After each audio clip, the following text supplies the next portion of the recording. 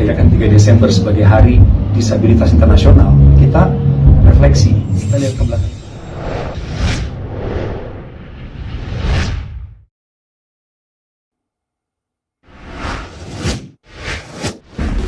Jadi hari ini teman-teman, saya ada di acara yang punya judul Kasih Menembus Batas.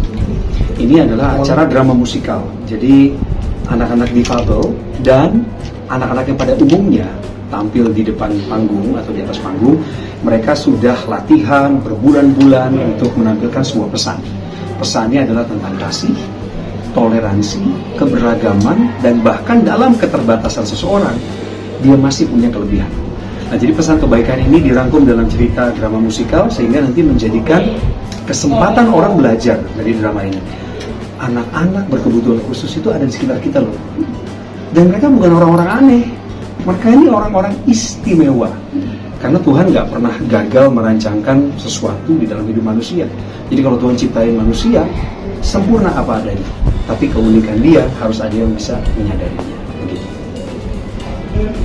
Tapi untuk persiapan hari ini nih Mas Coki, ada persiapan khusus nggak sih atau emang dari jauh-jauh hari? Tadi kan kalau teman-teman yang terlibat di drama musikal persiapan sebulan. Iya. Mas Coki sendiri? Ini permintaan dari sahabat saya, Ibu Melin Tenardi. Beliau bilang, Bang Coki harus ikutan nih. Ini adalah ladang kebajikan. Di sini Bang Coki akan menabur benih yang baik. Karena akan melibatkan anak-anak berkebutuhan khusus. Saya sih ngerti, ketika orang minta ke saya untuk terlibat dalam acara serupa, beliau-beliau ini tahu cerita saya. Saya punya adik yang berkebutuhan khusus, umurnya sekarang 28 tahun, dan Tuhan pimpin, Tuhan sertai dari mujizat kepada mujizat. Jadi buat saya ke Bu Melin secara pribadi, Bu, saya ikut. Persiapan khususnya apa? Waktu. Karena hari-hari ini adalah momen kampanye terbuka.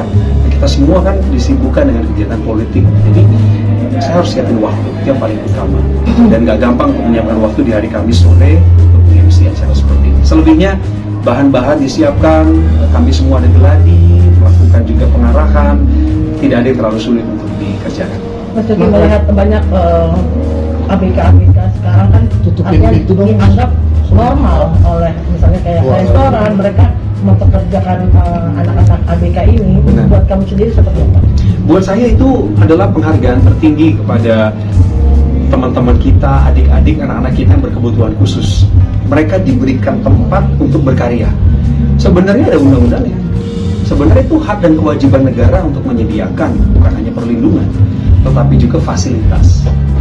Jadi kaum difabel atau disabilitas adalah mereka yang punya hak hidup sama seperti warga negara pada umumnya. Bedanya adalah karena kekurang mampuan mereka untuk mengakses, maka harus ada pendamping, harus bisa ada mentor.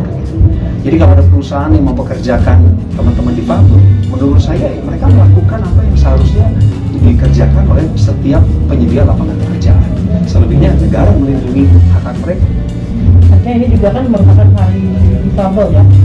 Betul, Hari Difabel Internasional adalah tanggal 3 Desember dan kita merayakannya setiap tahun. Masalahnya adalah ketika kita merayakan 3 Desember sebagai Hari Disabilitas Internasional, kita refleksi, kita lihat ke belakang, kita udah bikin apa nih buat mereka. Setelah udah bikin apa buat mereka, pertanyaan berikutnya, apalagi yang mesti kita kerjakan ke depannya untuk mereka.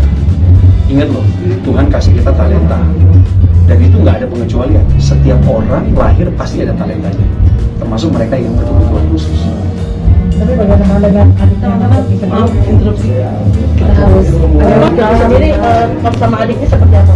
Oke, sudah selesai. Kedekatan kami sulit untuk digambarkan dengan kata-kata, karena waktu dia tumbuh kembang, saya ada di sana. Saya di Bandung. Sekarang dia di Bandung, saya di Jakarta.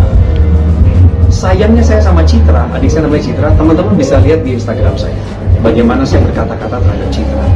Dan ini bukan otomatis. Saya sayang sama Citra itu karena orang tua saya yang mengajar dan mendidik saya menerima kekurangan keluarga. Itu juga yang saya perbuat kepada orang-orang lain yang gak sedarah sama saya. Saya memandang mereka seistimewa Citra.